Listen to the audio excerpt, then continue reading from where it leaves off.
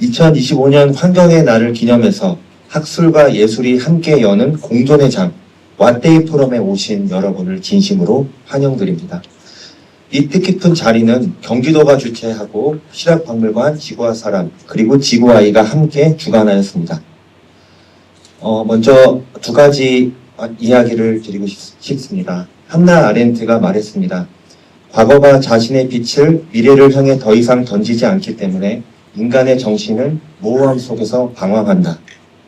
지구와 사람의 멤버이기도 하신 안병진 교수님도 말씀하셨습니다. 바이오크라시는 미래 세대와 비인간 생명까지 아우르는 다원적이고 평등한 공동체이자 정치 질서이다. 이는 민주주의보다 더 깊고 더 넓은 세계로 나아가기 위한 새로운 체계이다. 예. 과거의 빛이 희미해진 채 방황하는 시대이자 미래 세대와 비인간 생명까지 아우르는 평등한 공동체를 꿈꾸는 오늘을 맞아서 우리는 환경의 날을 넘어 수많은 기념일의 진정한 의미를 묻습니다. 나는 왜 멸종되었는가? 라고 질문하는 생명들의 외침. 도대체 왓데이죠? 나의 기념일을 왜 인간 당신들이 만들었죠? 난 이미 멸종되었는데. 궁금합니다. 그래서 내가 왓데이 라는 의미로 왓데이 포럼을 주최하게 되었습니다. 그리고 무슨 날인지, 기념이라는 것이 과연 무엇인지에 대한 그 질문에 대해 답을 찾아가는 시간을 가져보려 합니다. 자연을 벗삼았던 실학자들의 지혜를 빌어 기후위기 해법을 함께 모색할 귀한 여정에 여러분들을 초대합니다. 이 문을 열어주실 첫 번째 분은 강금실 경기도 기후대사님입니다. 지구와 사람 활동을 통해 꾸준히 생명 존중과 공존의 가치를 실천해 오셨으며 기후위기에 대응하는 실학의 정신을 주제로 귀한 말씀을 나눠주실 강금실 경기도 기후대사님께 큰 박수 부탁드립니다.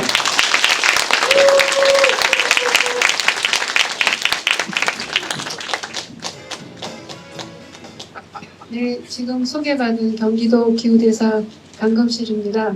이제 그저께 선거가 끝나서 아마도 그 선거 속에서 저를 본 분들이 많을 텐데 다행히도 반기후위기 대응적인 반재생에너지적인 정부가 종료되고 기후위기에 적극 대응하겠다는 정부가 들어와서 굉장히 다행으로 생각하고 좀 다행스러운 여러분과 일단 같이 공유하고 싶습니다.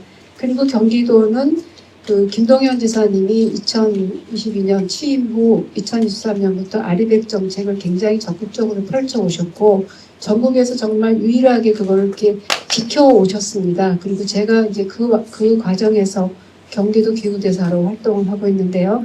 특히 기후에너지국을 신설해서 그 많은 정책을 주야로 야근하면서 하셨던 전 기후에너지 과장을 하셨어요. 문화체육국장 박미영 과장님 박수 한번 받으셔야 될 것 같아요.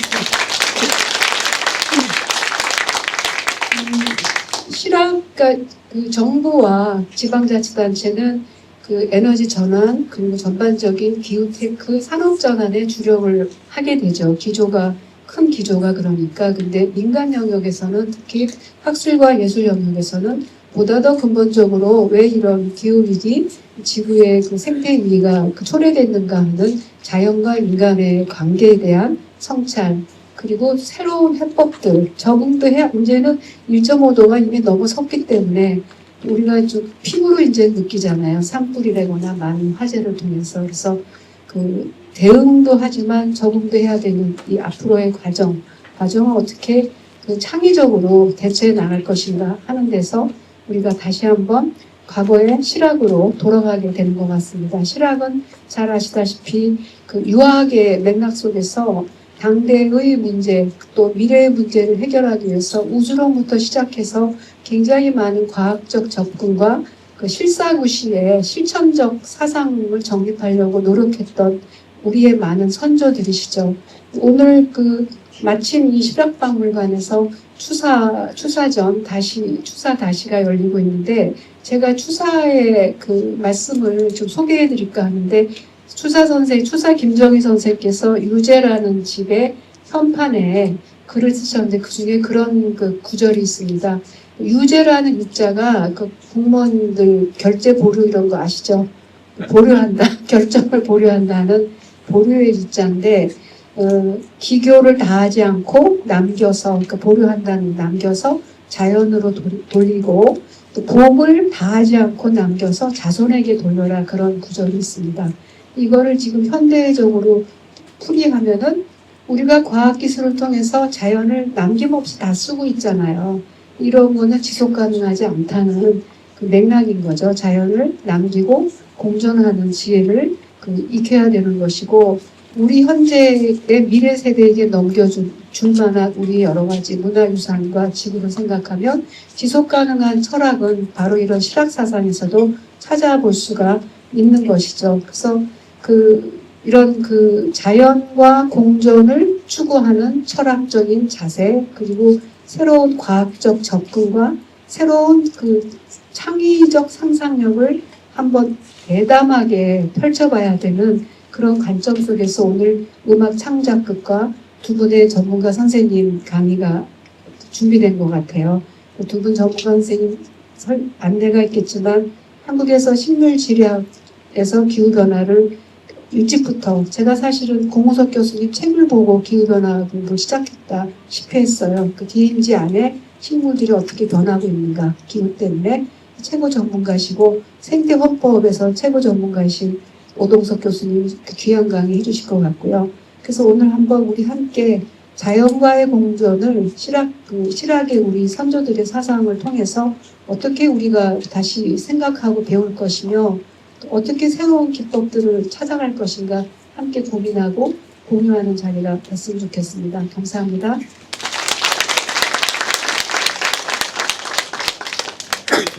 네, 강금실 기후대사님의 울림 있는 말씀 감사드립니다. 특히 유죄가 저는 굉장히 기억에 남습니다. 기교를 다 부리지 않는다는 것. 어쩌면 기술대와 생태대의 균형은 실학으로부터 힌트를 얻을 수 있지 않을까 감히 생각해 봅니다. 다시 한번 큰 박수 부탁드립니다. 네, 이제 본격적으로 기조 강연의 시간으로 넘어가겠습니다. 이번에 강연을 해주실 분은 공우석 기후변화 생태계 연구소장님이신데요. 우리 민족의 삶과 문화 속에 깊이 뿌리내린 소나무 이야기가 기후위기하고 어떻게 연결되는지에 관해서 들려주실 예정이시고요.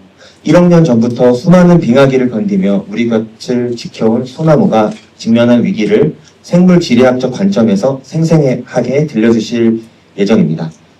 기후변화 생태계 연구소 공우석 소장님을 모시고 시간과 공간 속의 소나무, 실학적 질문과 응답이라는 주제로 강연 듣겠습니다. 큰 박수로 맞이해 주시길 바랍니다. 제가 오늘 드릴 말씀은 실은 별로 재미없는 나무에 대한 얘기입니다. 여러분들이 아마 익숙치 않으시면 정말 재미없을 텐데 나무가 우리 삶과 어떻게 관계가 되고 있는지 하는 것들을 좀 말씀을 드리겠습니다. 제가 한 20년 전에 썼던 책의 내용들이 있고요. 드릴 말씀은 이제 소나무가 우리는 그냥 본 나무인데 저희가 다 사연들을 가지고 있습니다. 어떤 사연들을 가지고 있는지 하는 것을 자연사 측면에서 좀 시간 호흡을 길게 하면서 좀 말씀을 드릴 거고요. 그 다음에는 이제 공간적으로 한반도에 있는 우리는 소나무가 어떻게 같이 살았는지 하는 말씀을 드리겠습니다. 나무 얘기하기 전에 우리가 지금 환경의 시대에 살고 있기 때문에 환경 얘기를 좀 더 할까 합니다. UNEP이라고 하죠. 국제연합 환경계획기구에서 2010년도에 인류가 21세기에 해결해야 될 10가지 현안들을 얘기를 했습니다.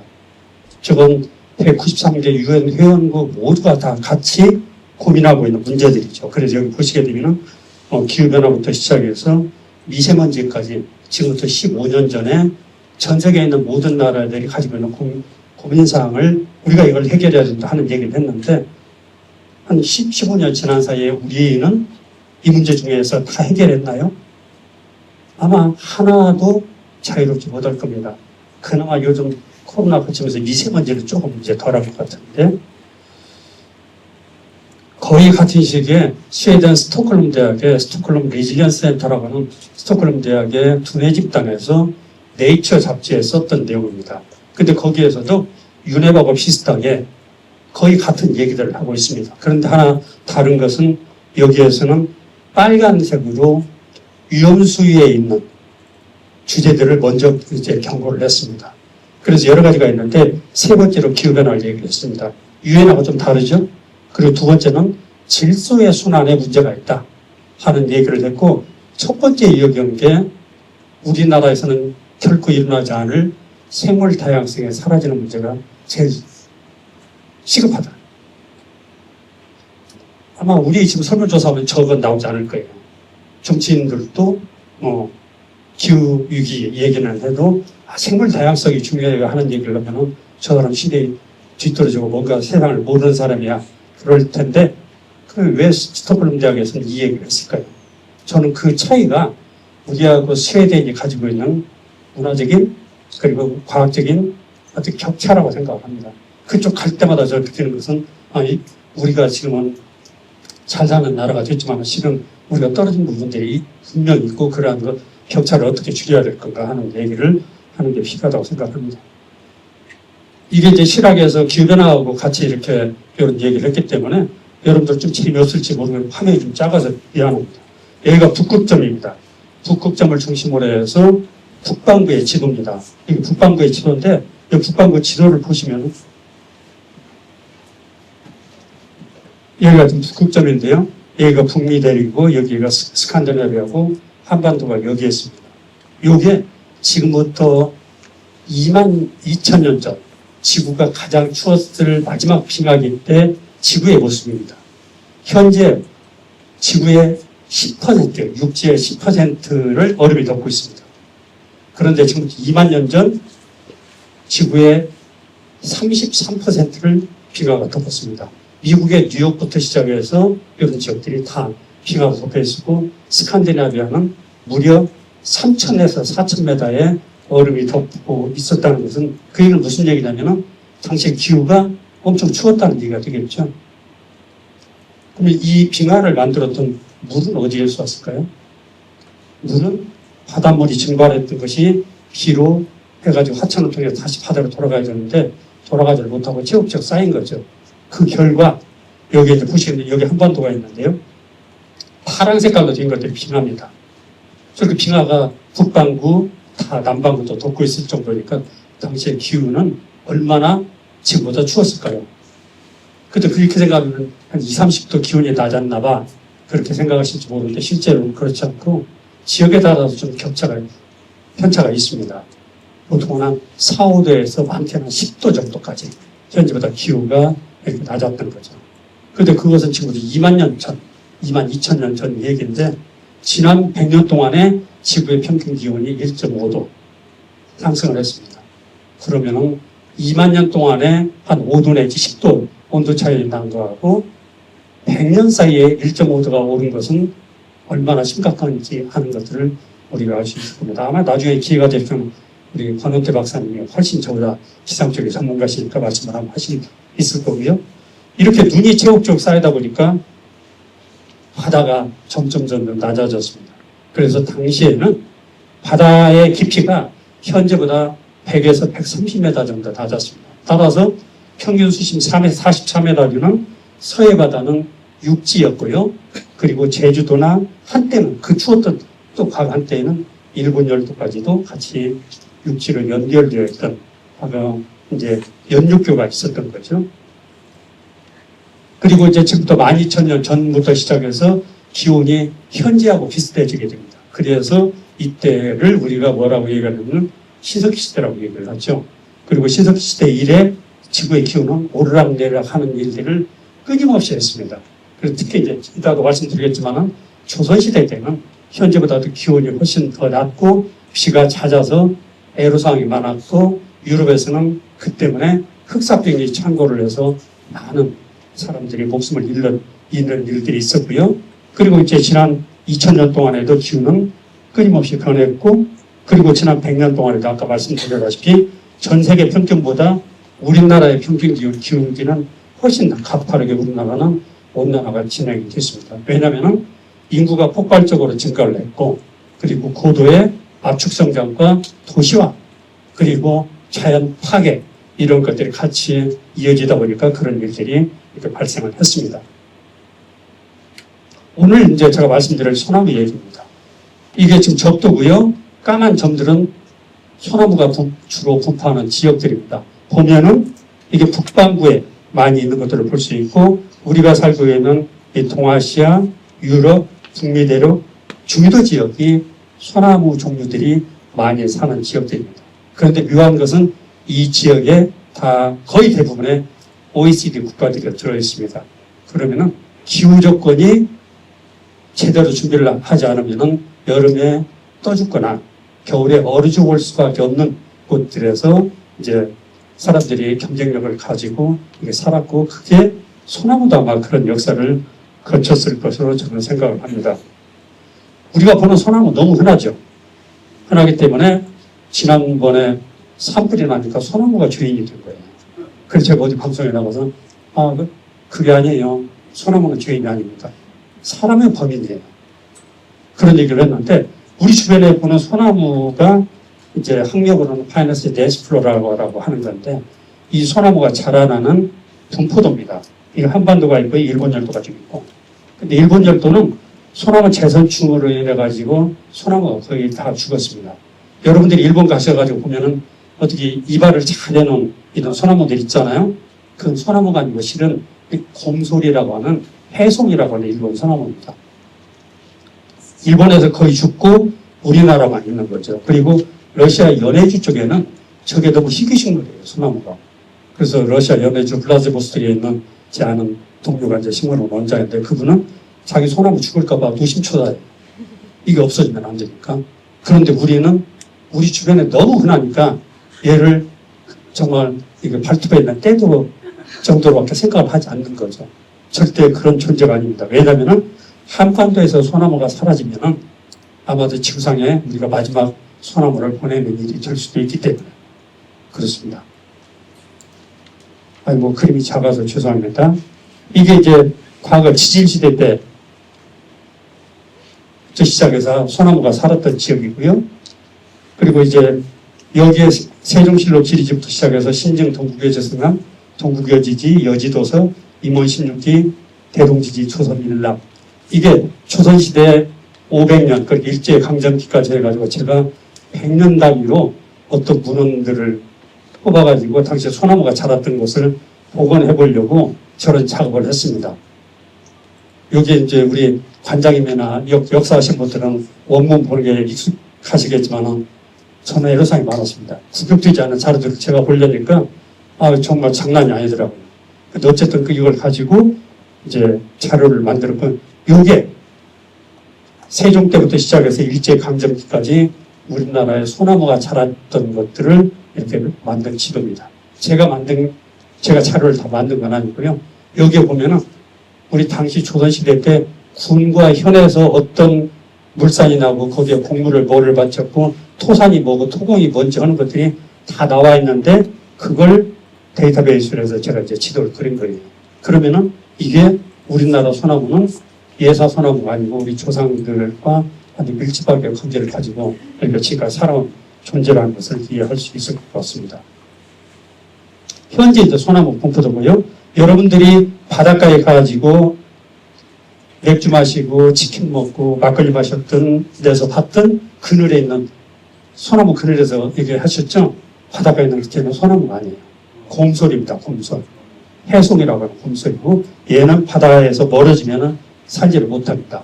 중부지방에서 살지를 못하고 해서 안타깝게도 여러분이 보셨던 소나무들 중에 상당수자는 소나무가 아니고 다른 걸 소나무라고 본 거죠.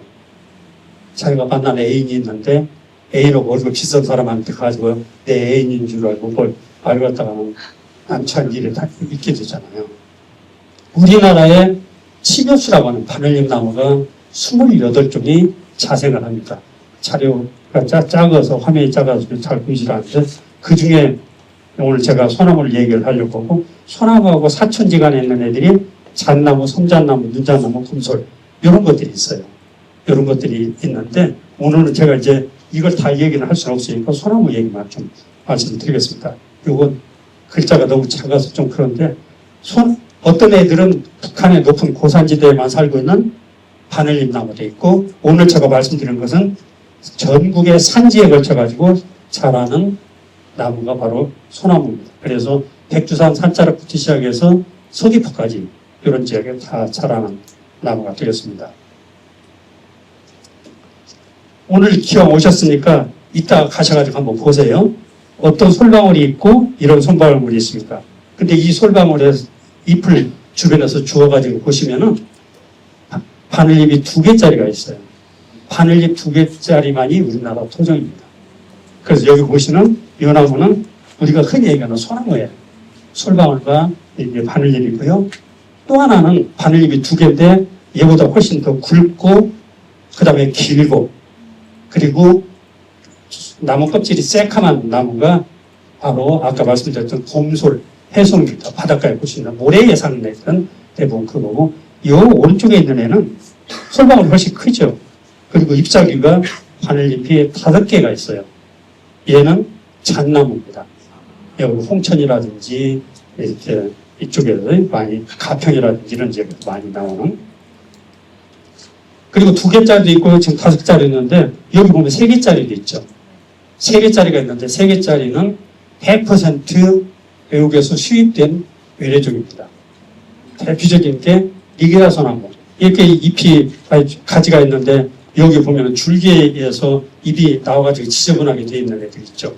애기들 젖병 쏟아가는 그 브러쉬같이 걔가 바로 니기다나무입니다. 우리나라가 1950년대, 60년대 헐벗었을 때 나무를 심어야 되겠는데 씨앗이 없는 거예요. 그러니까 미국에 요청을 해서 미국에 살고 있는 니기다 소나무 종자를 가져다가 씨앗을 뿌려가지고 빨리 복구를 하려고 아카시나무하고 많이 심었던 나무입니다. 얘를 가져다가 잎을 따다가 추석날 송편을 하면은 어떨까요? 이제 외국산 이제 송편 먹는 거죠. 그래서 지역마다 다 다릅니다. 요게 이제 니기다 소나무고요. 그리고 요것은 이제 강원도 강릉에서 제가 찍었던 곰솔 나무. 이것은 낙동강자락에서 찍었던 소나무. 그래서 여러분들 여행 가시게 되면은 가서 맛집 가는 것도 중요하죠. 그리고 거기에서 증명사진 찍어서 올리는 것도 중요한데 그러지 말고 나무가 있으면 우리 이제 강 대표님 지난번에 제가 한번 요청을 하셔가지고 대관령하고 남원 지리산 자락을 간 적이 있었는데 제가 가셨던 분들한테 다 소나무라고 끌어안아주라고 했어요. 그럼 자기가 힐링을 받는지 소나무가 힐링을 받는지 너무 가가지고 사진 찍고 맛있는 거 찾고 카페에 가서 죽치고 앉아있는 거 보다는 가서 이런 것들을 한번 보는 것도 좋지 않을까.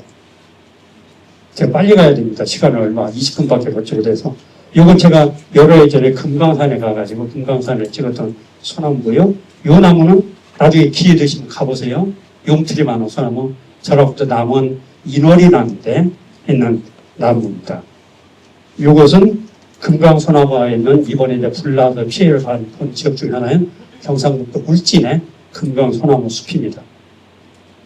볼때가 너무 많습니다. 왜 우리는 그러면 소나무하고 관계가 깊을까? 이것은 평양 지역에서 여기가 지금 G8이라는 구분인데 G8이 구분해서 6세기에 구분해서 찾았던 그림입니다. 여기에는 이게 나무가 있고요. 여기 비천상이 있는데 비천종이 있는데 지금 아마 웬만한 화가들이 이렇게 소나무를 그려낼 수 있는 사람들이 많지 않을 겁니다. 근데 6세기 그림이 이렇게 소나무를 묘사를 했죠. 이것은 백제의 금동 향로에 여러 가지 동물들이 심볼로 이렇게 되어 있습니다. 그 중에 여기에 소나무가 들어 있습니다. 그러면은 고구려에서도 소나무가 상징으로 들어가고 백제에도 들어가고 그리고 여러분들 잘 아시는 신라의 황룡사의 솔거가 그린 소나무에 새들이 와서 부딪혔다 하는 얘기 많이 들으셨죠?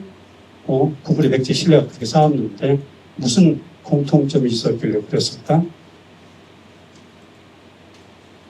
고려 때입니다. 고려 때 이게 수월 관음도라고 하는 14세기에 이게 통화인데 여기에 보게 되면은 관음상이 있는데 이 왼쪽 위쪽에 소나무가 또 들여져 있습니다. 이게 흔치를 않은 사람이다.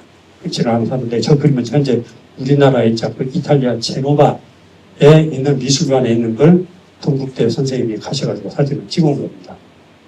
경복궁의 궁궐에 볼 수 있는 1월 5봉도 조선시대에도 소나무는 이제 통치자의 이렇게 배후에 딱 이렇게 했던 상징성을 가지고 있었고요. 아까 이제 말씀하셨는데, 여러분들 다 아시죠?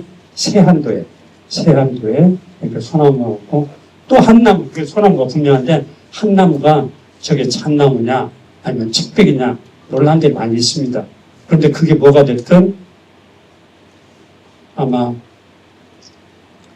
수사, 그 완당은 자기가 위배된 거에 대한 그러한 서러움, 그리고 자기를 찾아와서 책을 전해줬던 제자에 대한 감사한 마음이 같이 있고, 그리고 자기 가족 곁을 가고 싶은 마음들이 같이 다 이렇게 섞여 있을 거라고 생각합니다. 우리나라 이제 저 사진을 찍는 작가 중에 배병우 씨가 저 소나무 그림을 했는데, 원래는 그렇게 바다 사진을 많이 찍던 분인데, 소나무 사진을 찍었는데, 그때 그렇게, 물론 유명했지만 국제적으로 알려지지 않았는데, 유럽에가 전시를 했는데, 엘튼 존이 와가지고 저 사진을 3천만 원 주고 사갑니다. 그리고 그 다음에는 벨기에 황실에도 사갖고, 그리고 여자분들이 좋아하는 명품 가방 회사에서도 사가고 하면서 가격이 막 오른 거죠. 경주 성능이라고 하는 지역에 이렇게 있던 소나무의 모습입니다. 아마 새벽에 일찍 가셔가지고 찍었을 것 같아요. 우리나라 사람들이 설문조사를 해보면은 산림청에서 설문조사를 이제 갤럽하고 해보니까 해마다 좀 달라지긴 하는데 우리 국민의 65% 이상이 소나무를 제일 좋아하고 설악산을 또 가장 좋아하는 산으로 되어 있고 꽃은 벚꽃을 좋아하는 되어 있습니다. 여기에 설악산 한계령을 넘어가면서 제가 찍은 사진입니다. 저기 산이 있고 소나무가 있는 저런 풍경을 우리 한국 사람들이 가장 한국적이고 사랑하는 마음을 가지고 있겠죠. 지하철 타고 국립공원으로 올라갈 수 있는 나라가 전 세계에서 대한민국입니다. 그리고 거기에 북한산 인왕 인수봉에 가게 되면 그 소나무들이 있는데 이 소나무들이 요즘 시름시름합니다. 여러 가지 이유로 좀 이따 설명을 드리겠지만은, 그리고 이런 소나무는 궁궐을 짓는데, 그리고 외적의 침입을 막는 이런 거북선과 이런 판옥선을 이렇게 하는데도 사용을 했기 때문에 이 같은 무량한 소나무가 있는 지역들을 지키기 위해서 금표를 세우고, 현재로는 입장 금지죠. 그린벨트를 만들어가지고 했고, 그런 나무들을 나중에 이제 그 중요한 건축물을 복원할 때 사용을 하는 거지. 이건 숭례문 이거 복원할 때 사용했던 강원도 삼척에 이제 중경묘라는 데가 있는데 거기에는 망실묘에서 가져온 나무입니다. 왜 이렇게 소나무에 대해서 우리나라 사람들이 애정을 가지고 있고 이렇게 편애할까? 우리 계절하고도 이제 보면은 봄철에 우리가 먹을 게 없던 보릿고개 때 굶주림을 달랠 수 있었던 것은 바로 소나무에서 나오는 꽃가루를 가지고 있는 같은 먹을거리, 그리고 여기 이제 소나무 껍질을 벗기면 하얀 숲살이 나오거든요. 송기. 아마 여러분들 중에 혹시 그런 경험이 있으신 모르겠는데 보릿고개 때 먹을 게 없어가지고 곡식하고 나무라고 저 껍질을 같이 먹었던, 그래서 이제 보릿고개를 이제 견뎠습니다. 그런데 소비질이 엄청 많은 저걸 먹고 나면은 한 달 후에는 어딜 가야 되잖아요. 얼마나 괴로웠겠어요. 그래서 가난한 정도를 얘기를 할 때 제가 뭐 나쁜 뜻을 가지고 하는 거니까 아니니까 이상하게 보지 마세요. 그러니까 똥구멍이 찢어지기가 하나하다는 표현이 거기서 나왔습니다. 먹을 게 없다 보니까 거친 저걸 먹어가지고 우리를 그래도 연명을 시켜준 거죠. 여름이 되게 되면은 솔밭에 있는 소나무 숲은 태풍에 강풍이 들어오는 것들 동네로 들어오는 걸 막아주고, 그리고 혹시라도 이렇게 홍수가 나가지고 물이 차면은 사람들이 피할 수 있는 이런 공간이 되고, 에어컨이 없을 때 사람들이 쉴 수 있는 쉼터가 됐습니다. 그리고 가을이 되면은 가난한 산촌마을의 소나무 아래에 뿌리에서 송이버섯이 나는데, 이 송이버섯이 산촌 주민들의 주된 소득원이었죠. 아이를 시집 보내고, 그리고 아이를 학교를 보냈는데, 적정별로. 이게 땅속에는 이런 것들이 또 납니다. 이거 뭐냐, 이건 복령이에요. 그래서 한약방에 가면은, 한의원에 가면은 적복령, 백복령, 감초 이런 것들이 한약 재료로 들어가는데 이것도 이제 돈벌이가 쏠쏠하게 되는 거죠. 그래서 지금도 우리는 소나무 때문에 산불이 난다고 소나무 탓을 하지만은 현재 있는 주민들은 소나무를 심어야 또 거기에서 송이를 따기 때문에 다른 나무 필요 없고 소나무 심어주세요 하는데 도시 사람들은 그 이해를 못하는 거죠. 그래서 이런 얘기예요. 그리고 우리나라 같이 추운 겨울에 지금처럼 난방도 제대로 되지 않고 옷도 제대로 입지 못한 시절에 솔방울 그리고 소나무에 경상도에서 솔갈기라고 하죠. 솔이, 가지 이런 게 없었으면 우리가 어떻게 겨울을 남겨서 지금까지 연명을 했을까 하는 걸 생각할 수 있겠습니다. 거의 불가능했겠죠. 계절적으로 저렇고 사람의 일생도 소나무와 아주 깊은 관계를 가지고 있습니다. 그래서 아이를 낳으면은 그게 사내아이일 때는 소나무를 심었어요. 부모들이. 왜냐하면 그 나무가 자라가지고 40년 정도면 자기가 죽을 건데 이때 되면은 이 자식이 나한테 효도한다고 그 나무를 잘라가지고 관을 만들어가지고 나를 잘 장사를 모셔주겠지 하는 생각을 가지고 이렇게 했던 거였고요. 대신 딸아이를 낳으면 오동나무를 심었습니다. 왜냐하면 오동나무는 20년 정도 기르게 되면은 그걸 가지고 가구도 만들고 이렇게 혼수를 할 수 있었기 때문에요. 그리고 이제 아들 사내아이를 낳으면은 저기에 고추를 걸어가지고 이제 금줄을 쳤던 거죠. 혹시 금줄을 보신 적 있으세요? 저는 어렸을 때 많이 봤습니다. 제 거는 못 봤지만은. 그리고 이제 애가 이제 성장을 하면은 솔밭에서 뛰어놀고 책도 읽고 친구들하고도 놀이도 하고 그랬죠. 그리고 이제 나이가 들면 분가를 하잖아요. 분가하면 집이 필요하잖아요. 그러면 그때 또 소나무를 가지고 집을 지을 수 있었고, 요것은 저 대전 근처 계룡산 자연사 박물관이라는 데를 가시면 볼 수 있는 소나무로 만든 관입니다. 이게 특별한 것은 이중으로 되어 있고 중간에 소나무 관인데 여기다 백희를 채웠어요. 그래서 조선 이제 중국의 무관인 학봉장군이라는 분의 이제 묘에서 나온 건데 여기에 소나무로 2개가 되어 있는 거 썩지 않았죠. 그 중간에 백희를 채워가지고 여기다 시신을 모셨으니까 시신이 썩지 않고 이해가 상태로 발견됐어요. 그래서 그 시신이 이제 대학병원에 폐부학실로 가게 되고 그래서 그분이 폐 속에 부들이라고 하는 여러분들 이렇게 물가에 보면 소세지 같이 열리는 거 있죠. 그게 많이 폐에서 발견됐어요. 그래서 생각은 물에 익살이 됐거나 아니면 그게 폐가 나쁜 사람들한테 옛날에 약재를 끓여 먹었다고 해요. 그래서 아마 그렇지 않았는가 할 정도로 제가 이제 이해갑니다. 그리고 이제 사람이 죽게 되면은 이렇게 노를 쓰게 되는데 묘지 근처 뒤에 소나무를 저렇게 꼭 심습니다. 여러 가지 이유가 있어요. 그 중에는 이제 나무가 소나무는 양지를 좋아하기 때문에 저기가 제일 잘 자랄 수 있고 그렇게 되면은 소나무가 자리를 잡으면은 묘가 밀리지도 않아요. 산사태나 이런 걸로. 그래서 안전하게 보존하고 이런 일을 했습니다. 그런데 이런 소나무들이 일제강점기에는 송진을 공출하기 위해서 저렇게 강제로 공출을 당하면서 흔적을 남고 이게 지리산인데 이제 소나무보다도 돈벌이가 되는 차밭으로 바뀌거나 딸기밭으로 바뀌거나 아니면 펜션으로 바뀌거나 이것은 북한의 두만강에서 제가 북한 쪽을 보고 찍은 사진인데 여기 보게 되면 그나마 있는 것을 다 다락밭처럼 만들면서 소나무도 흔적이 없이 사라지는 일이 또 나타나고 있고 60년대, 70년대는 소나무가 송충이 때문에 순환을 당했습니다. 저 학교 다닐 때 그때 봄 서풍 되면은 아마 그런 기억들이 있으실 텐데 보물찾기를 하고 자기 자랑을 해야 되는데 저는 어떤 경험이 있냐면 도시락에 소나무를 가득 젓가락으로 잡아오지 않으면 집에 안 보내준다고 해서 열심히 잡았던 그리고 그걸 또 땅속에 묻었던 그리고 방학이 끝나면 쥐꼬리를 가지고 학교를 가야겠다 그런 일. 요것은 이제 그 다음에 우리나라 80년대에 많은 피해를 주었던 솔리 폭발이 피해고요. 그리고 이제 최근에는 결정적인 재선충 88 올림픽에 이게 일본에서 이제 건축물을 보수하고 동물들을 수입하면서 거기 목재에 선충이 있는 게 딸려 들어왔어요. 그리고 선충을 누가 가지고 왔느냐면 좀 여기 보이는 솔시엄 하늘수가 중간 숙주인데 얘 몸속에 이 아들은 작은 손충이 많았는데 얘가 이제 목재에 딸려 들어온 거죠. 그래가지고 이게 전국적으로 퍼지게 됩니다. 그때 하나 이슈가 있었어요. 이게 문제가 되니까 한쪽에서는 항공 방제를 해가지고 솔수염 하나처럼 일시에 다 죽이자. 한쪽에서는 무슨 얘기냐. 얘만 죽냐 다른 애들도 다 죽는데.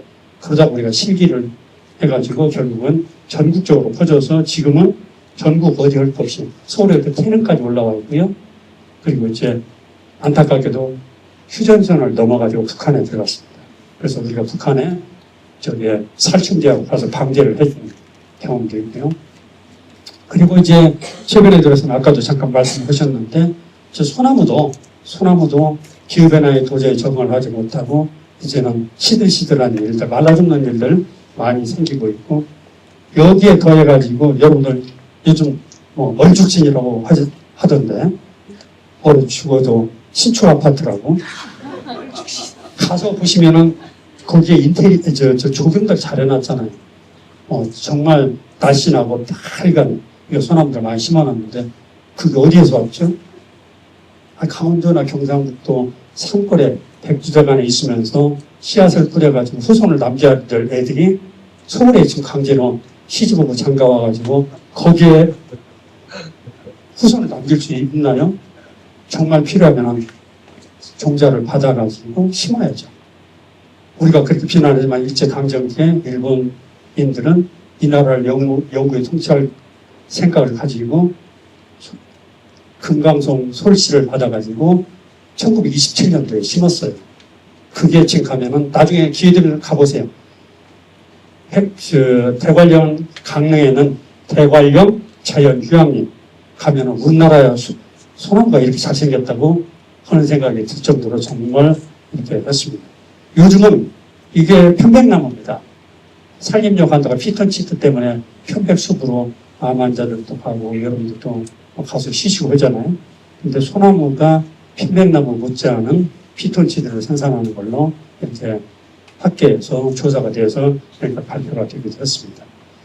그래서 오늘 제가 이제 짧은 시간 동안에 다 말씀을 못 드렸는데 여러분들이 우리 주변에서 보는 하나하나 것들이 아무 의미가 없다고 생각하지 마시고 그리고 너무 어렵잖아요. 너무 우리나라 4,500종류의 식물이 있는데 다 할 수는 없고 그러면은 적어도 바늘잎 나무 가지고 있는 애들하고 요즘 좋은 것은 모르셔도 돼요.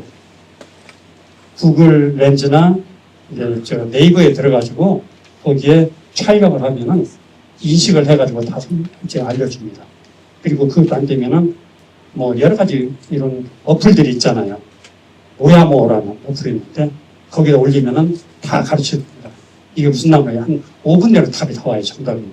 그러니까 우리 권원재 박사님 보니까 페이스북에 온갖 식물들 어떻게 다 하셔가지고 올리는지 모르지만 다 올리시던데 여러분들도 충분히 하고 남습니다. 그리고 그게 돈 안 들고 평생 갈 수 있는 취미고 특히 젊으신 분들은 나중에 애기들 교육할 때 엄마 아빠가 아는 척하기 제일 좋은 아이템이 되니까 이렇게 관심 가지시고 아무튼 오늘 이런 기회를 주신 경기도하고 실학박물관 그리고 시과 사람 그리고 시과에 감사드리고 이렇게 재미없는 얘기를 들어줘서 고맙습니다. 고맙습니다. 늘 공우석 교수님, 공우석 소장님의 말씀을 듣고 있으면 이야기 속으로 빨려 들어가는 것 같은 느낌을 받습니다. 저도 이야기를 만드는 사람인데요. 드라마, 영화, 저희는 모두 이야기에 주목합니다. 소나무만 해도 이렇게 다양한 이야기가 있다는 것을 저희는 지금 알 수 있었습니다. 그래서 이제 이렇게 인간이 아닌 존재들의 이야기를 들여다봤을 때 그 자연과 나의 관계가 시작될 수 있을 것 같습니다. 네, 이어서 기후위기 시대를 헤쳐나갈 법적, 사회적 해법을 모색해 보려 합니다. 현 시대의 기후위기 상황을 조선 후기 실학자들의 개혁적 고민과 연결하고 서구의 지구법학 사상에 한국의 실학 정신을 접목해 생태헌법으로의 전환을 모색해 주실 분입니다. 아주대학교 법학전문대학원 오동석 교수님을 모시고 실학과 지구법학 그리고 개헌 강연을 청해 듣겠습니다. 큰 박수 부탁드립니다.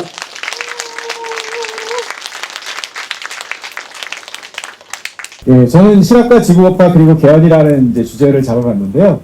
하나하나의 단어가 사실은 엄청난 얘기들을 사실 담아야 될 이야기이기 때문에 제가 뭐 그걸 다 말씀드리기도 어렵고, 제가 실학 전공자도 아니고, 지구법학 전공자도 아니고, 다만, 이제 헌법을 공부하게 되면서, 지구법학이라고 하는 학문에 대해서 알게 되었고, 근데 그게 이제 어쨌든 서구의 토마스 베일이라고 하는 신부님으로부터 나온 이제 사상이잖아요. 그런데 늘 이제 허전한 것이, 그러면 내가 태어나고 내가 살고 있는 이 땅에 있는 우리 선조들은 어떤 생각을 가졌을까라고 하는 것이 늘 고민이었고, 좀 그것이 늘 이제 허전하게 좀 남아있는 그런 측면이었습니다. 그런데 최근에 어쨌든 아까 이제 포장님도 말씀하셨지만 되게 이제 한문으로 되어 있으니까 저는 이제 그걸 알 수는 없지만, 그래도 거기에 관심을 가지시는 이제 학자분들이 이제 쓰신 글을 통해서 실학에 대해서 좀 알게 되었고, 또 작년에 실학박물관하고 이렇게 또 같이 협업을 하게 되면서 관심을 가지게 되었습니다. 그래서 제가 이렇게 설명을 드리기보다는 제가 관심 있는 분야에 대해서 실학의 학자들은, 그리고 그 많은 학자들 다 소개할 수는 없기 때문에 몇몇 학자들의 말과 글, 또 지구법학에서 토마스 베리라고 하는 분이 하시는 말, 그리고 그걸 통해서 그러면 어쨌든 이제 새로운 대통령도 선출이 되고, 우리 사회도 뭔가 변화의 시기에 있게 되고, 또 기후 위기라고 하는 것은 꼭 우리나라만의 문제가 아니라 전 지구적인 문제이기 때문에 이런 문제를 이제 풀어가는 것의 방법론이 뭘까라고 하는 것에 대한 이제 간단한 이런 생각을 한번 여러분과 나눠보고 싶어서 이렇게 마련을 했습니다. 순서는 뭐 목차는 5개로 이루어졌지만요, 짤막짤막합니다. 실학자들의 상황과 우리의 상황이 어떤지, 그래서 우리라고 하는 것에는 제가 좀 작은 인용구를 좀 썼고요. 그리고 실학과 지구법학, 실학이라는 모체, 지구법학이라는 모체, 그리고 그 안에서 새로운 생명이 잉태되어서 태어나게 되는 그런 게 이제 앞으로의 우리가 살아갈 때 필요한 헌법 체제.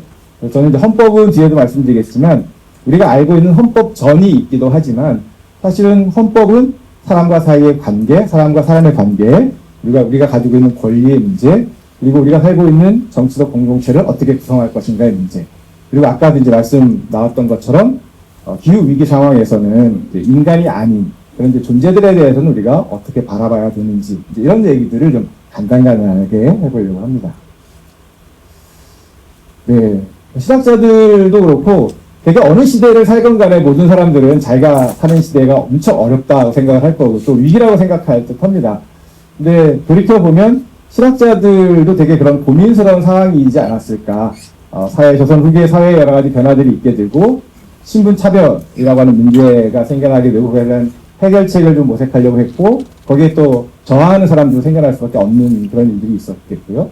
그런데 전통적으로 공부해왔던 성리학은 일단 한계를 보이는 것 같고 또 중국 중심의 어쨌든 세계관이 있었는데 서양 또는 서구 문명과의 이런 만남 속에서 여러 가지 또 혼란스러운 상황이 있기 때문에 그렇기 때문에 본인들에게 되게 익숙한 그런 학문적인 어떤 성향들을 계속 가지고 있으면서도 그것들을 뭔가 전환시키고 실제로 우리의 생활에 필요한 어떤 고민들을 다양한 학자들이 다양한 방법으로 하지 않았나 생각을 합니다. 우리도 마찬가지일 것 같습니다. 기후위기라고 하는 큰 문제부터 디지털 전환의 문제, AI, 플랫폼 자본주의 이런 문제도 있고요. 또 전통적으로 이미 우리가 안고 있는 경제적 불평등의 문제, 양극화의 문제도 여전히 우리들의 삶을 쉽지 않게 이렇게 만들고 있습니다. 그리고 민주화되고 인권이 증진되긴 했지만 혐오와 배제, 이런 차별이라고 하는 것도 여전히 우리에게 남아있기 때문에 이런 것들을 어떻게 해결해야 될 것인가라고 하는 것이 우리에게 여전히 고민거리로 실학자들 못지않게 그런 상황에 놓여 있다고 생각합니다. 근데 이제 다시 생각을 해보면, 아까 토마스 베리라고 하는 분의 이제 말씀도 아까 이따 소개를 하겠지만, 또 이제 서구의 사람이면서도 불구하고 서구 문명의 한계를 인식하기도 하고, 그리고 인간 아닌 존재에 대한 관심과 아울러서 동양 사상이나 철학, 그리고 종교, 과학, 이렇게 두루두루 관심을 가지고 접근을 했다고 생각을 합니다. 그리고 그런 것들은 이제 시학자들도 마찬가지가 아니었나 싶고요. 우리도 마찬가지로 이제 현재 그런 문제를 해결해야 되는 그런 과제를 안고 있다고 생각합니다. 작년에 이제 기후변화 실학 포럼의 주제가요, 벗고 잠시였는데요. 그 말의 이제 원래 말은 벗고 창신이라고 하는 옛것을 본받아서 새로운 것을 창조한다라고 하는. 저는 이제 헌법의 문제도 이렇게 생각합니다. 87년에 만들어진 헌법이 비록 낡았지만 그것을 무너뜨리고 새로 짓는 것이 다일까라고 하는 생각이 제 생각의 출발점이 되는 거고요. 그래서 어떻게 보면 벗고 창신의 자세로의 어떤 접근 방법이라고 하는 게 이제 뭘까? 이런 말씀을 좀 드리고 싶은 겁니다. 그렇게 되면서 이제 지구가 아닌, 그래서 우리가 아는 민주주의는 사람들 간의 관계의 문제이지만, 그래서 어떻게 하면 더 확장시킬 수 있을지. 아무래도 이제 전통적인 법학을 그러다 보니까 한계가 있게 되고, 지구 법학이라는 이제 학문에 관심을 가지게 된 거고요. 또 현재의 국가 체제도 어느 국가나 자신들의 국경 안에서의 문제만을 가지고 접근하다 보게 되면, 결국은 지구 전체적으로 함께 해결해야 될 문제에 대해서는 되게 소홀할 수밖에 없는 거잖아요. 그렇다고 해서 지구 전체에 헌법을 만든다라고 하는 것도 쉬운 일은 아닌 거라고 생각합니다. 다만 우리는 우리가 살고 있는 이 영역 안에서의 그런 고민을 안고 살아가지만, 우리의 생각과 우리의 고민은 전 지구적으로 이렇게 확장하고, 또 그것들을 인간하는 존재에 대해서까지도 어떻게 그걸 넓힐 것인가라고 하는 고민이 바로 우리가 좀 해야 될 방향이 아닐까. 그래서 저는 어떻게 보면 토마스 베리라고 하는 서구의 신부님이 말씀하셨던 지구법학이라고 하는 것은 인류가 현재 안고 있는 지구적인 문제에 대한 보편적인 의미에서 우리에게 좀 시사점을 두고 있는 것 같고, 배워야 될 그런 영역이라고 좀 생각을 했고요. 다른 한편으로 이제 실학은 실학 박물관하고 작년에 이렇게 프로그램도 같이 하게 되면서 어떻게 보면 내가 태어나고 내 몸이 유래한 곳인 거잖아요. 이렇게 그리고 사실은 서양적인 문화에 의해서 교육을 제가 받기는 했지만, 어딘지 모르게 저에게 남아있을 법한 그런 우리 선조들의 생각일 수도 있고, 이런 것들이, 그리고 또 무엇보다도 제가 살고 있는 이 땅이 주는, 그리고 아까도 말씀 주셨던 나무도 있고 산과 강이 주는 이런 것들이 어딘가에 남아있을 거고, 그 생각들이 결국은 어떻게 보면 그냥 마냥 외국의 것을 수입한 것을 넘어설 수 있는 그 길이 좀 실학에 있지 않다라고, 아닐까라고 하는 생각을 좀 하게 되었습니다. 그러다 보니까 이제 제가 어떻게 이걸 설명을 좀 될까 하다가, 일본의 이제 건축가 중에 안도 타다오라는 그 건축가가 있는데요. 이게 이제 일본 오사카에 있는 이 밖에 있는 건물이 공회당이라고 하는 이제 되게 오래된 건물인 거예요. 근데 이제 이 작가의, 이거는 이제 어반 에그라고 하는 계획안이 나서 이 사람의 아이디어는 뭐냐면, 우리는 보통 오래된 건물들을 부수고 새로 짓잖아요. 이 사람의 아이디어는 겉에 있는 건물들을 그대로 살린 상태에서 자개 노출 콘크리트를 그 안에 집어넣는 거지. 그리고 이제 그런 것들이 이제 결국 실패로 돌아가긴 했습니다만, 아까 이제 그 위에 성공을 했었던, 그래서 프랑스 파리의 브루스 코메스라고 하는 아마 이제 이제 미술관을 이제 만들게 되는데, 여기가 옛날에 프랑스에서 곡물 시장으로 쓰던 이제 건물이었다고 해요. 이것을 부수고 새로 짓는 게 아니라 그걸 다시 되살려내면서 그 안에 이제 노출 콘크리트를 집어넣게 되고 미술관을 이용했었던 이런 것들이 실현되었던 거죠. 그러니까 어떻게 보면 저는 우리가 태어나고 이렇게 또 이렇게 지금까지 이렇게 성장하는 과정들이 어쨌든 우리가 태어난 곳이 있는 거잖아요. 어머니의 어떤 뱃속에서 나오는 그 안에서 있고, 그리고 점점점 자라나서 마침내 또 독립하게 되고 우리 스스로 성장해가는 이런 것처럼, 어떻게 보면 이 오래되고 낡은 것들에 대한 지분, 하나의 틀로서의 헌법일 수 있겠다라는 생각이 듭니다. 그런데 이 헌법을 고치는 것도 중요하지만, 당연히 낡고 이랬으면 이제 고쳐야 되는 건 맞지만, 그 안에서 살아 움직여야 될 존재들 내지는 그 방법들이 뭘까라고 하는 것들이 같이 가야 되지 않을까. 그래서 저는 그 안에서 우리가 고민해야 될 것들의 문제가 바로 실학에서 우리가 배울 수 있는 점인 거고, 그게 이제 저는 이런 자리에서의 우리가 나누는 얘기들로부터 출발을 해서 그것들이 법률로 만들어지게 되고, 또는 경기도에서도 관심을 가지고 있으면 이제 조례도 만들어지고, 그런 것들이 이제 점점점 생장해 가면서 마침내는 이제는 도저히 우리 현행헌법으로는 안 되겠다. 뭔가 기후위기에 관련되어 있는 우리의 경험을 살린 것들을 압축적으로 헌법적으로 표현해보고 우리 똑같이 다 약속을 하자라고 하는 것이 헌법을 만들어가는 과정이 아닐까라는 생각을 해서, 이게 좀 제가 너무 이제 글로만 말씀을 드리면 재미가 없으실 것 같아서 좀 임시를 한번 이제 이렇게 빌려와 봤고요. 그래서 제가 생각하기에는 어쨌든 우리가 이제 그 출발점으로 이제 저 같은 경우에 이제 삼은 것이 실학하고 지구법학이라고 하는 이제 겉에 하나 이제 이렇게 틀이 있는 거죠. 그리고 지구법학에 이제 실학을 잠깐 같이 접합을 시켜서 실학이라는, 그래서 지구 실학법학이라고 얘기할 수도 있겠고, 또는 지구법학 실학에 지구법학을 접목을 줘서 지구법학 실학이라고 얘기할 수 있는, 근데 이 알을 이제 이렇게 좀 이렇게 만들어가는 것이 아닐까. 그리고 그 중간에 이제 이따가도 공연해 보시면 알겠지만, 지구 아이라고 하는 학문적인 것도 필요하지만 또 예술적인 것, 그리고 사실 여기에 이제 빠져 있긴 하지만 이제 종교도 들어가 있고 다양한 어쨌든 이런 내용들이 다 같이 이렇게 모여서 논의를 하다 보면 어느 순간에는 우리의 어떤 생각들이 점점 자라나고 행동들이 옮겨지게 되고 그러면서 아까 말씀드렸던 그러면 우리가 헌법이라고 하는 집을 한번 새로 지어보자, 건물 새로 지어보자라고 하는 이런 생각에 이르는 과정들이 우리에게 좀 필요하지 않을까. 그러니까 멋지게 집을 짓고 뭔가 하는 것들도 중요하지만 이제 그런 과정들이 우리에게 좀 필요하지 않을까.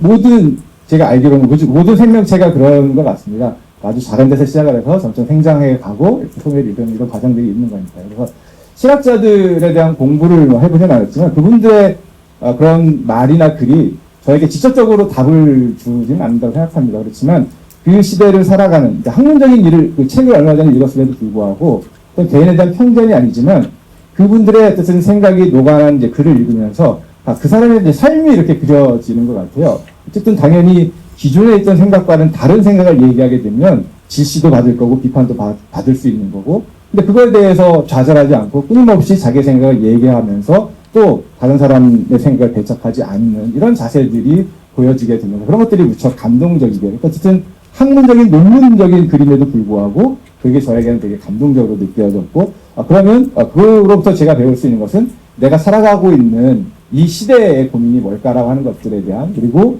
내 주변의 어떤 문제도 중요하지만 그 생각들을 점점 키워나가는 것들이 중요하지 않을까. 그리고 어떻게 보면 그게 내가 아주 어머니의 뱃속에서 작은 점 같은 걸로 시작을 했지만 지금까지 이렇게 커왔던 과정과 맞닿지 않을까 이런 생각을 좀 하게 됐습니다.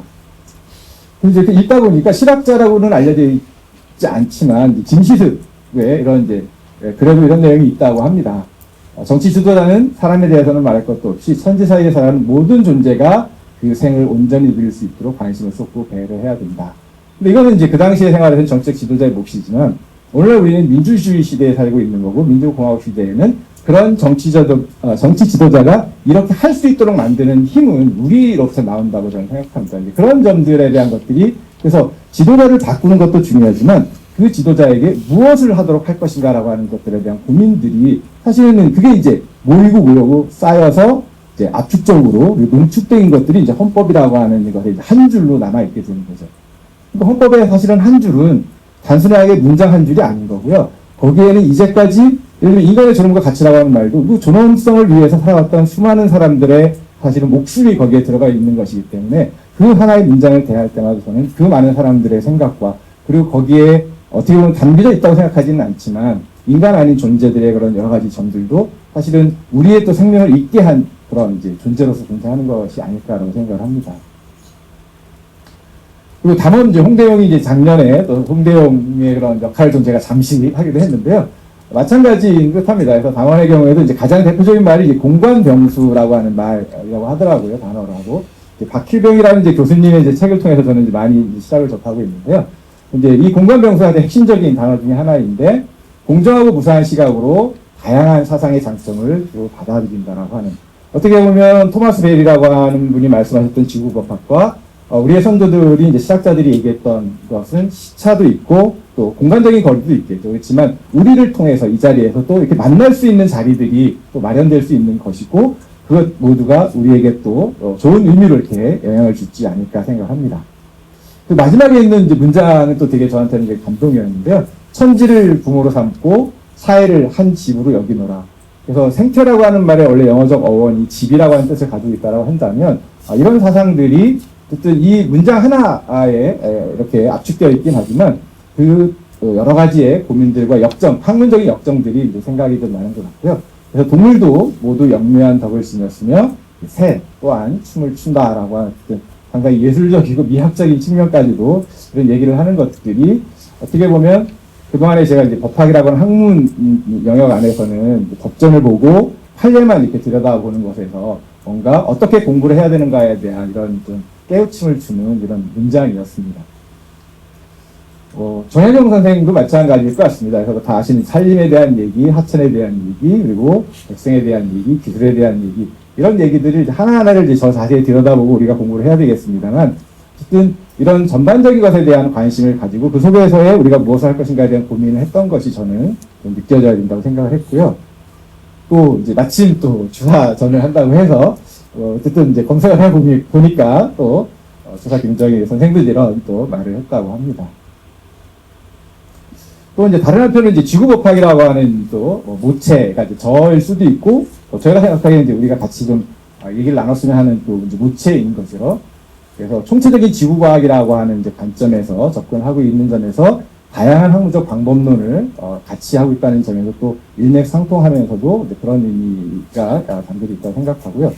또 이걸 이제 제가 인용한 것은 어떻게 보면 이제 살아있는 한 집단이 다른 집단의 관계, 살아있는 한 집단을 인류라고 하는 이런 집단을 생각해 본다라고 한다면 인류가 인간이 아닌 존재들에 대한 종에 대해서 어떤 그 책임과 어떤 행동에 제약을 해야 되는지, 지금 절제를 해야 되는지에 대한 문제들이 다양한 문화권에서 이렇게 단어로 표현되고 있다라고 하는 것을 알게 되면서 이것들이 어떻게 보면 되게 보편적인 이런 생각들이었는데 어떻게 보면 그것이 또 한편으로는 우리가 잊고 살았을 수도 있고 그런 생각을 못하게 하는 어떤 뭔가의 어떤 장벽이 있을 수도 있었다는 생각을 좀 하게 됩니다. 그래서 이런 것들을 어떻게 보면 이제 다시 우리가 이렇게 몸으로 또는 생각으로 되살려내는 것들이라고 하는 측면에 있어서 토마스 베리 신부님의 말씀이 좀 함께 나누고 싶어서 이렇게 말씀을 드리고요.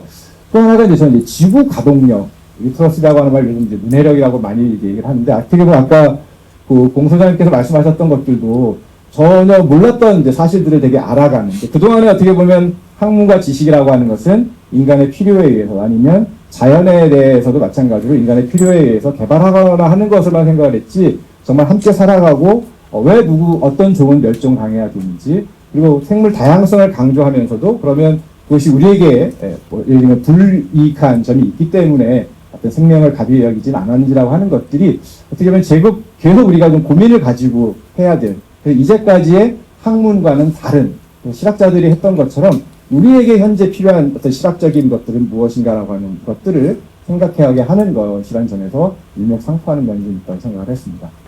그래서 이제 계속 말씀을 드린 것과 연결되어 있어서 이 토마스 베리 신부님이 말한 지구법학은 지구 공동체를 중심에 놓고 있고 모든 구성원들이 인간이 아닌 존재에 대해서도 세 가지의 권리가 있다고 합니다.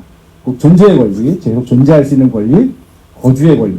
이 거주의 권리가 이제 아까 말씀하셨던 아니 죄송합니다. 제가 헷갈렸습니다. 거주의 권리가 어쨌든 인간의 생활 영역이 넓어지게 되면서 이제 동물이나 어떻게 식물도 이미 그리고 산과 강도 각각의 살아갈 영역들을 물론 어쩔 수 없이 인간이 다른 동식물의 공간들에 들어가 살 수밖에 없지만 그게 어느 정도의 이제 이런 절제라는 절제 아까 그 다양한 언어로 이렇게 설명되었던 그런 것들을 다시 한번 생각해 봐야 되는 점들이 아닐까 싶습니다. 그리고 끊임없이 갱신되는 게 공지인으로 표현을 하더라고요. 인간의 진화뿐만 아니라 다른 어떤 인간 아닌 존재들과의 이런 얘기들이 이제 그게 담겨져 있다고 생각합니다. 네, 헌법은 매우 간결하게 되어 있습니다. 그러니까 비어있는 게 많은 법입니다. 그래서 그 법을 비어있는 것을 그냥 두는 게 아니고요. 채우라는 겁니다. 그러니까 너무 구체적인 걸 다 얘기해버리게 되면 거기에 이렇게 구속되어 버리는 거잖아요. 그러니까 사실은 미래에 대해서 상당히 열려져 있는 법이거든요. 그러니까 그러다 보니까 이제 그것들을 구체적으로 채워나가는 과정들이 이제 우리에게 되게 필요한 거죠. 물론 아까도 말씀드렸지만 그 헌법을 만든 사람들은 지금 우리가 안고 있는 이런 문제까지 고민을 한 내용을 담지는 못했습니다. 근데 우리가 그 헌법을 받아들이면서 옛날 분들이 생각했던 것에 머물러 있을 수는 없는 거잖아요. 생명을 가지고 있는 개별적인 존재이면서 동시에 우리 사회도 끊임없이 변화 속에서 변화해가면서 살아야 되는 거지 않습니까? 그렇다면 당연히 그 헌법의 뜻은 자주 헌법을 바꿀 수 없기 때문에 그 비어있는 공간을 그때그때 헌법의 정신을 찾아내고 규범을 찾아내고 우리가 소중한 가치들을 계속 유지해 나갈 수 있는 뭔가들을 계속 또 끊임없이 만들어내라라고 아까 그 큰 건축물 안에 알에서 생명이 계속 이렇게 역동성을 가지고 태어나고 마치 알을 깨고 나와야 되는 것처럼 그런 것들이 저는 전제되어 있다고 생각을 합니다. 그래서 그런 것들이 이제 기존 헌법은 인간의 존엄의 문제에 대해서 그 헌법 국가 단위에서 얘기를 하고 있기는 하지만 지금의 우리에게 필요한 것은 헌법을 그렇게 바꾸는 것도 좋지만 그 이전에 우리의 헌법이라고 하는 것이 단순히 한 국가 안에 영턴에 살고 있는 우리만의 문제는 아니라고 해서 아까 우리라고 하는 점에 제가 작은 따뜻을 찌운 것은 그 우리의 개념이 좀 더 확장되지 않으면 안 되는 그리고 그것을 확장하지 않게 되면 그 좁은 의미에서 우리라고 하는 인류의 생존의 삶 자체가 지금 위협받고 있는 상황이라고 하는 게 결국 인간 아닌 존재 또는 지구가 있지 않으면 존재할 수 없다라고 하는 이런 절박함이 좀 있는 겁니다. 그래서 이제 헌법에는 형식적 헌법, 우리가 알고 있는 대한민국 헌법전이 있는가 하면 실질적 헌법이 있습니다. 여기에는 법률이 들어갈 수도 있고요. 조례가 들어갈 수도 있고 다양한 것들이 헌법적인 내용을 담고 있으면 헌법적인 내용이라는 것이 지구 위에서 이제 지금은 우리가 어떻게 살아갈 것인가, 평화롭게 공존할 것인가의 문제라고 생각합니다. 그런 것들을 계속 만들어내는 과정들이 있어야 될 거라고 생각합니다. 그래서 웨벨슈타인 사람이 얘기했던 건 이제 옷에다가 비유를 하거든요. 그래서 헌법을 잘 만들면 몸은 작은데 옷만 커져 있는 상태일 수가 있는 거죠. 그러니까 중요한 것은 옷을 크게 장만하는 것도 중요하지만 우리의 몸이 계속 성장할 수 있도록 하는, 또는 우리의 생각이 성장할 수 있게 하는, 그래서 그런 우리의 생각들이 확장할 수 있는 길을 찾아내는 것들이 과제일 것 같고요. 그래서 지금은 그죠? 1987년 우리가 지금 현재 안고 있는 헌법의 안에 탄소중립기본법을 비롯한 이제 기후 위기와 관련되어 있기 때문에 이 법을 대표적으로 소개를 했던 거고요. 여러 가지 이제 법들이 있는 거죠.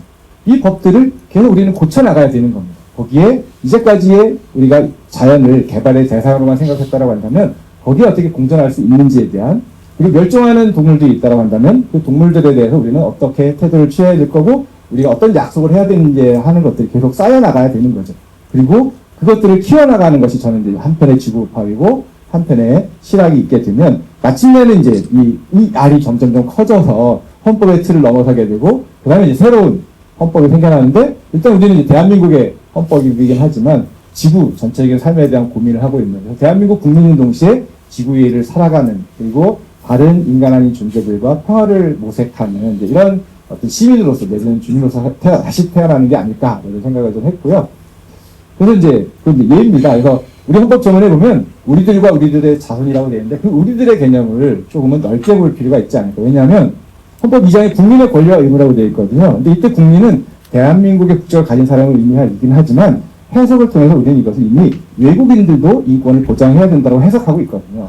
그러니까 이 우리의 관념이라고 하는 것을 고정관념에 얽매여서 해석할 필요가 있을까? 물론 이걸 좀 더 명확하게 해서 이 우리라는 개념에는 인간이 아닌 존재들이 포함한다는 걸 하는 것을 헌법을 만들면 좋겠지만 그 시작의 출발점이라고 하는 건 꼭 헌법이 바뀌어야 되는 건 아니라는 것을 말씀드리기 위해서 있죠.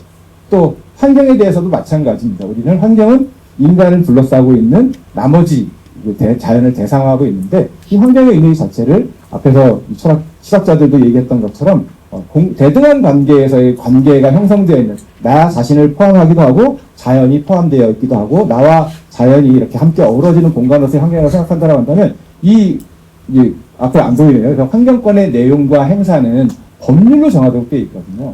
헌법은 환경이라고 하는 것을 중시해야 된다라고 하는 큰 틀을 만들어 준 거고 그 안에서 우리는 구체적인 법률들을 만들어 가면서 끊임없이 생명력을 키워나가는 것이 필요한 거죠. 그래야지만 아까 말씀드렸던 대로 그 범위라든가 시야들이 커지게 되면서 헌법의 틀을 넘어서게 되고 그럼 우리가 새로운 헌법이라는 집이 필요하다라고 하는 생각에 이르지 않을까 이런 생각을 했습니다.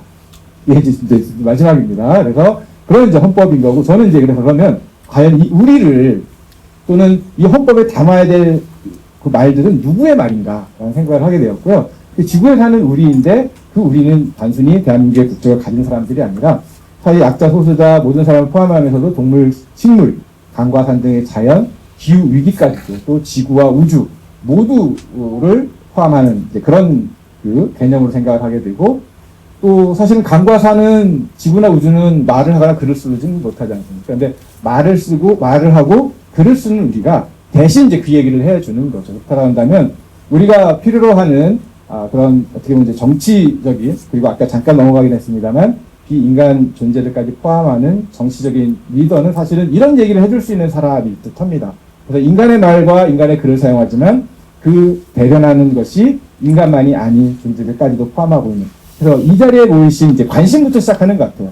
거기에 대한 관심부터 그리고 말을 하고 그리고 또 글을 쓰고 또 행동하는 이분들의 생각이 모여서 누군가에 의해서 이제 법으로 만들어지게 되고 그 법들이 쌓여서 마지막으로 이렇게 한 문장으로 정리가 될 때 그게 무엇이 될지는 모르죠. 그걸 미리 알 수는 없다고 생각합니다. 우리가 몸을 움직여서 또 우리의 생각을 계속 키워가면서 함께 의논해서 결정하게 되면 그 결정체가 헌법으로 남아있게 되는 거고 그게 아마도 그 이후에 또 계속 또 변화가 있기는 하겠습니다만 또 우리가 함께 뭔가 바라보고 그 빛에 의해서 계속 살아가게 되는 그런 약속으로 남지 않을까 해서 요 끊임없는 과정들이 이루어지는 거고 처음에 시작은 아래서 작게 시작하는 것이고 바로 이 공간이 또 오늘의 이 자리로서 실학과 지구법학이 만나는 자리가 아닐까 생각을 하고요. 그렇게 될 때 우리 모두가 결국 저는 헌법이고 우리가 곧 주권자고 또 또 그때 우리는 훨씬 더 다른, 여기에 참여하진 않았지만 알게 모르게 있을 그 존재들까지 함께하는 자리가 되지 않을까. 그리고 여기가 바로 헌법의 탄생의 시점이 된 곳이었으면 좋겠다라고 생각합니다. 네, 여기까지 해주셔서 감사합니다.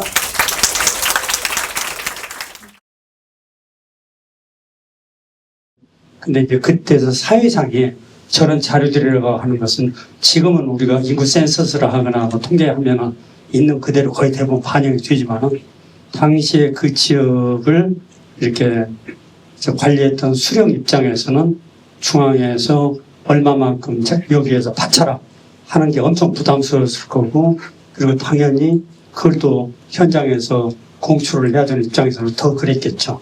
그러니까 제가 이제 저 자료를 쓰면서도 이제 그 논문에도 그런 얘기를 했거든요.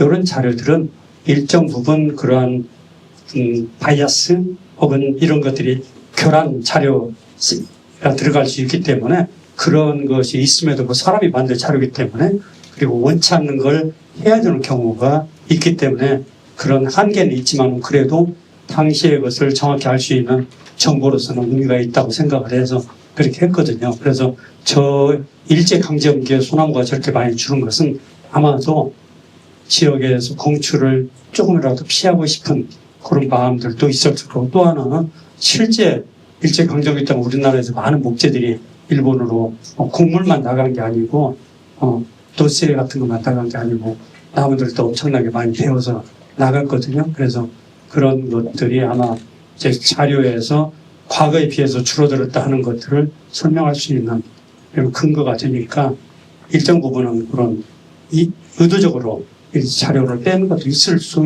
있지 않았을까, 그렇게 추정을 해봅니다. 일단은 중남미에 있는 에콰도르나 이런 나라에서는 자연의 권리를 이렇게 헌법에 이렇게 직접 규정을 하고 있고, 이게 하나의 문장으로 그치는 게 아니라 여러 가지 조항들을 집어넣게 되고 자연을 위해서 대변할 수 있는 권리들을 담고 있는. 근데 저는 이제 그걸 들으면서도 되게 아까 이제 실학과 관련되어서 생각을 해보면 그들 역시 그들 선조들의 오래된 자연에 대한 생각으로부터 나온 그런 관념으로 해서 이제 대지에 대한 또는 지구에 대한 생각들을 이제 헌법으로 담아낸 거거든요. 그런 점에서 되게 좀 그러면 그것들을 볼 때는 그러면 나에게는 무엇이 있을까라는 고민들이 이제 한편의 실학으로 이렇게 찾아가는 길이었던 것 같고요. 또 이제 말씀하셨던 이제 그런 사례들은 뭐 대표적으로 이제 뉴질랜드 같은 경우에 이제 강의 이름으로 강의 권리를 인정하고 강을 훼손하지 못하도록 판례를 이렇게 구성했던 이런 경우들도 있고요. 또 그런 이제 판례들은 요즘씩 조금씩 계속적으로 나오고 있고, 뉴질랜드 이외의 나라들도 있고요. 또 다른 유럽에 있는 나라는 이제 산호초에 대한 보존을 하는 이런 경우도 있게 되겠고요. 이제 되게 좀 다양하게 나오고 있고, 이제 또 다른 한편으로 이제 기후 위기를 이유로 한 이제 헌법 여러 가지 소송들이 제기가 되고 있고, 그래서 최근에 우리나라에 있어서도 이제 탄소 감축 목표와 관련해서 우리 아까 제가 소개해드렸던 그 법 이전에 법에서 지나치게 옛날에 이제 세웠던 목표보다 낮게 이렇게 설치를 하고 있고, 2030년까지만 목표를 세웠기 때문에 사실 이제 그 이후에 있는 세대들에게는 나머지 부분이 되게 이제 부담이 되는 것이니까 이런 점에서 헌법에 맞지 않는다라고 이렇게 이제 판결을 한 거죠, 결정을. 그러니까 사실은 이제 그 이후에 남은 과제는 그러면 어떻게 이제 입법을 만들어서 탄소를 감축시킬 건가의 문제인데, 사실 이제 그 부분이 쉽지가 않은 거잖아요. 이미 우리의 생활도 그렇고 또 기업들의 경우에서는 또 전환에 여러 가지 이제 필요한 것들이 많기 때문에 이제 이런 부분에 대한 고민들이 이제 기본적으로 이루어져야 되는 거죠. 그래서 물론 헌법에 이제 그 근거가 있으면 그것을 통해서 하나의 원동력으로 삼을 수 있기는 하지만 그건 해결책이 아니라 시작인 거잖아요. 그래서 끊임없이 계속 논의를 해야 되는 것이고, 그러면 누군가는 여전히 탄소 배출을 하고자 하는 생각을 가질 수 있을 수밖에 없는 거고, 누군가는 그렇지 않다라고 한다면 왜 그거에 대해서 감축으로 나아갈 수밖에 없는지에 대한 고민들을 계속적으로 얘기하는 자리가, 저는 이제 그게 우리의 새로운 헌법이 열리는 장이어야 되는 거고, 그런 장들에 의해서 결국은 그리고 사람들의 목소리들이 이제 법적인 언어로 바뀌어서 법률로 되고, 왜냐하면 헌법은 자주 바뀔 수가 있는 게 아니지 않습니까? 그러니까 끊임없이 법률을 통해서 조금씩 나아가면서 나중에 헌법을 바꾸게 되는 이런 이제 과정들이 있어야지만, 그러니까 정말로 우리가 주권자의 한 사람으로서, 그리고 그 주권자의 몫을 이제까지의 우리가 안고 있는 문제가 인간 중심주의에 있었다라고 한다면 인간의 존재와의 공존을 모색하는 이제 우리로서 다시 자리매김하면서 이제 그런 과정들이 이제 많이 논의가 돼야 되는 과정들이 필요하고, 그것이 이루어져야지만 이제 판결로 바뀌고 입법도 바뀌고 헌법도 바뀌지 않을까 생각합니다. 소나무에 대한 것은 애정이 있죠. 우리가 좋아하는 나무인데 봄철에 이 산불을 확산시키는 주 범인으로 몰려가지고 언론에서 얘기하면 제좀 어떻게 정리를 해야지 그런 생각을 하는데 사실은 우리나라 숲이 지금 여러분이 요즘 이게 젊은 아이들은 우리 숲이 저렇게 원래 울창했던 걸로 생각하지만은 지금부터 한 50년 전에는 나무가 산에 없어서 해성할 정도였거든요. 근데 이제 그걸 나중에 나무를 심어가지고 이렇게 한 건데, 심는 과정에서 우리나라 60년대, 70년대 경제적으로 어려웠을 때 우리 자력으로는 조림할 수 있는 능력이 없었습니다. 따라서 미국에서 이렇게 종자를 아까 같이 들여오고, 그리고 우리나라 산림 기술의 상당 부분은 독일의 지원을 받았습니다. 우리나라 지금 현재도 대학에서 산림자원학과에 계시는 선생님들 중에서 상당 숫자가 독일에서 공부를 하신 분들이 많으세요.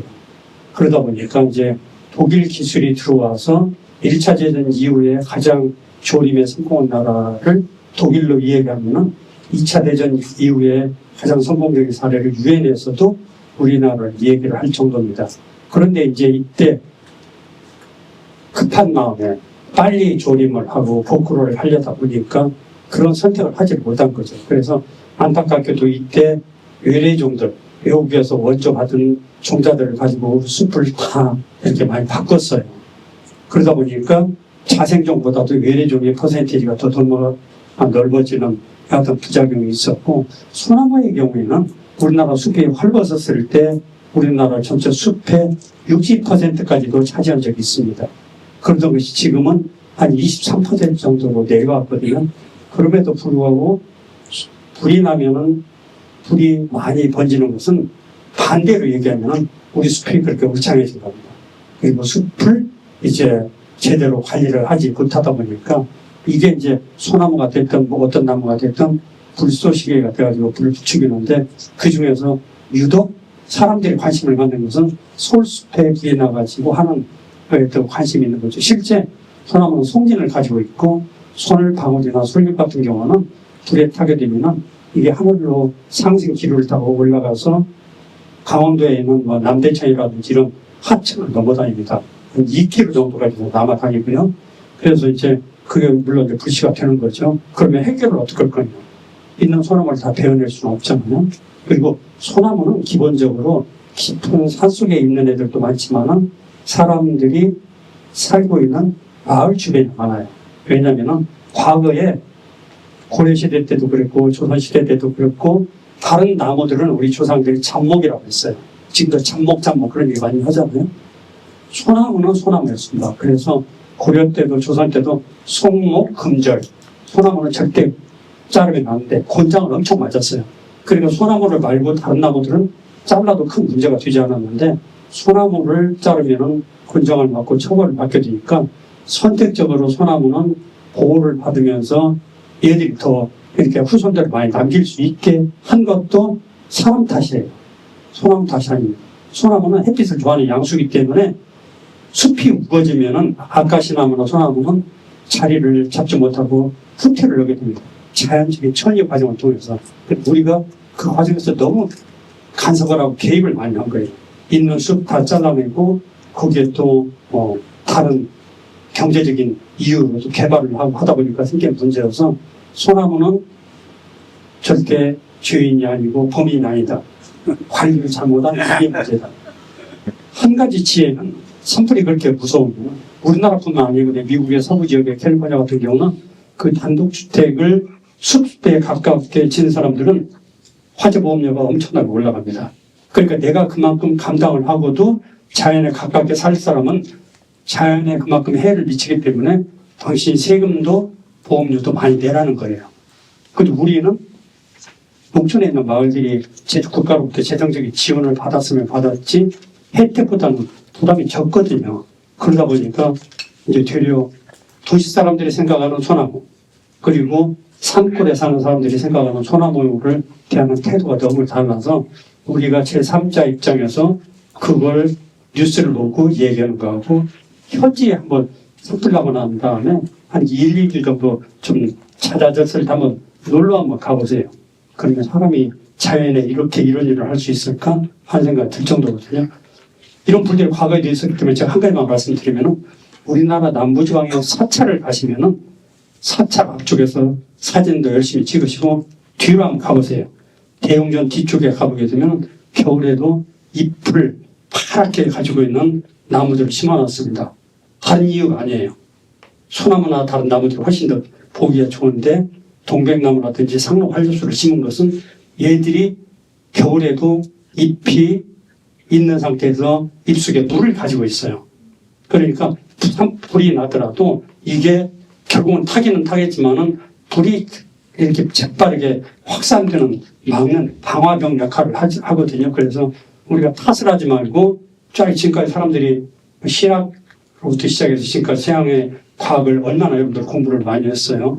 그러면 그런 지식을 이용해서 자연과 사람이 같이 공생할 수 있는 길을 찾아야 되는데 우리는 자연을 이용 대상, 약탈의 대상으로 삼지 우리가 공존해야 되는 대상으로 삼지를 않고 뭔가가 내 편한 걸 원하지 자연 때문에 내가 불편한 것은 도저히 사람들이 참지를 못하잖아요. 그래서 우리가 이제 생각하는 방식을 좀 바꾸고 삶의 방식을 바꿔야 이런 문제로부터 자유로워질 수 있지 않을까 생각이 듭니다.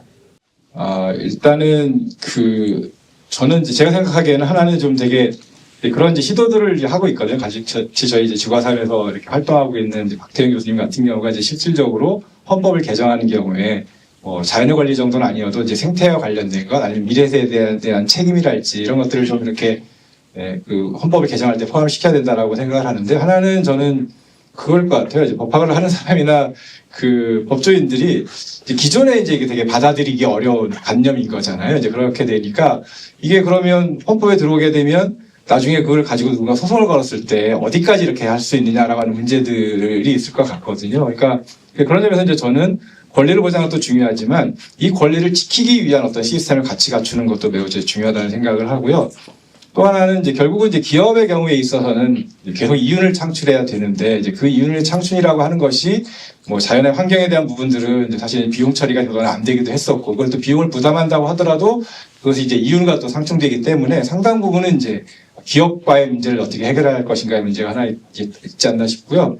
또 하나는 우리의 생활 자체가 이미 거기에 되게 익숙해져 있는 거잖아요. 탄소 배출이나 이런 것들과 관계없이 이렇게 생활을 해왔기 때문에 그 생활에 대한 변화. 근데 결국은 저는 어떤 게 먼저냐고 할 때는 이제 앞에 있는 문제들이 더 중요한 것이다. 물론 이제 개인의 삶의 변화도 매우 중요하지만 사실은 근본적으로 그러면 누가 더 많은 책임을 져야 되고 더 많은 양의 탄소를 배출하고 있는 것인지에 대한 문제들이 좀 있는 것 같습니다. 그래서 되게 이제 역사적으로 이렇게 시간을 통해서 보면 사실 이제 우리나라 같은 경우에도 산업 발전이 이루어진 것은 얼마 안 되지만 이제까지 여러 가지 통계를 보면 너무나 압축적으로 많은 양의 탄소를 배출했기 때문에 거기에 대한 책임이 좀 많아지는 것이어서 그 어느 나라에 살고 있는 사람들보다도 우리 스스로가 이제 그런 문제에 대해서 좀 생각을 가지고 접근해야지만 그래서 쉬운 일은 아니겠지만 이제 그런 노력들이 계속적으로 좀 있어야 될 것 같고 그래서 마지막으로 좀 드리고 싶은 것은 근데 이제 이게 되게 그럼 어떻게 그러면 법을 만들면 좋을까요? 라고 이제 되게 보통 분들에게 시민들에게 물어보면 그걸 법적인 언어로 설명을 못 하잖아요. 근데 저는 좋은 민주공화국 체제는 그 얘기를 듣고 그러니까 뭐라고 얘기하는지 이거 법적인 언어가 아니지만 그걸 법적인 언어로 해석을 해서 정책적인 언어로 바꿔내고 법적인 언어로 바꿔내는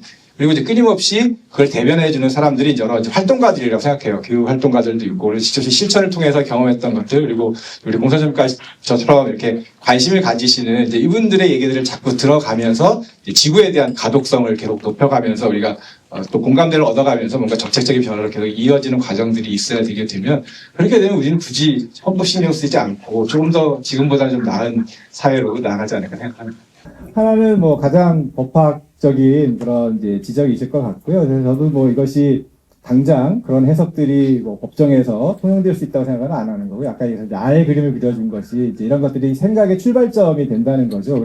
그래야지만 그걸 가지고 이제 점차적인 변화를 이뤄낼 수 있는 거고, 근데 이제 법을 바뀌면 이제 판결은 대부분 따라가게 마련인 거죠. 그래서 다만 이제 법을 만들 때는 서로 이제 생각이 다르고 이해관계가 다르기 때문에 이 부분에 대해서 어떻게 이제 설명하고 넘어갈 것인가라고 하는. 그러려면 이제 상당히 이제 주도적으로 좀 앞장서서 이제 정치나 입법을 하는 사람들이 좀 나타나줘야 될 거라 생각을 하는 면이 하나 이제 말씀드릴 수 있을 것 같고요.